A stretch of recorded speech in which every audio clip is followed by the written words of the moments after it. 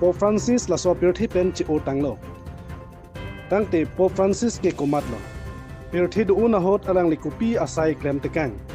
ang ton pen kachinija phan birta lang pon sinang Pope Francis ke Morio Joseph Bergoglio la pen Regina Maria Sivoria tum asopolo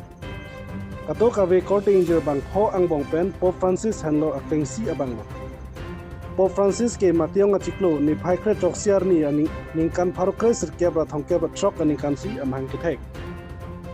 Pope Francis ke arta ningkan ko raisia hot si therapo achiklo ni phaikre isi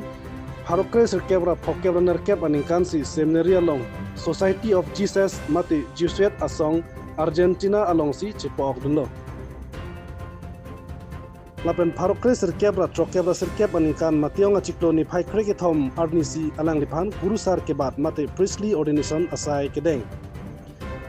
api pharokre sirkebra trok sirkebra hini aningkan vosi achiklo ni phai ingkora troksi arta phokebra phok ke jog hot anke alang liphan puthot bishop pat thilo bishop asai klem bom una hotsi puthot Pope John Paul II bang ningkan surihini raisi aningkan thangthang achiklo ni phaing ko raisiar ni cardinal bathulo arta troxikebra trok kichok hut puthot alang liphan pirthe adang ke do pet catholic amondoli kelangji lapen kapang riji abangku hoksi pop bat ponlo lake surihini ra krike thom tharepo achiklo ni phai krike thom agnilo alang li arta ke ong lapen kaprek a okarlo ke su ke do jok penang an se chilang nanglo pneumonia lapen angthin hini along hai hui ame ke do pena jok achithe ke wang kasiksa doko ni thongkebra nerkepan hospital along se chilanglo bonta ke miang thaiga bedetsi ame thang ke do dim chiwang juilo atheke abang along vi ke kom lapen kidney hai hui ke hingno era job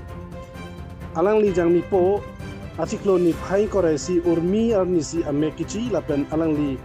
ame kichi hut anke arta trokner kebra nerkep an plengtanglo lapen alang like bang pharo hini ra trokebra trok ke chok apoplo catholic amondoli kapangri kapang don thuji abang komatsi akimia popji ne laki apor aphansi chonghongding lo news text report the leading side news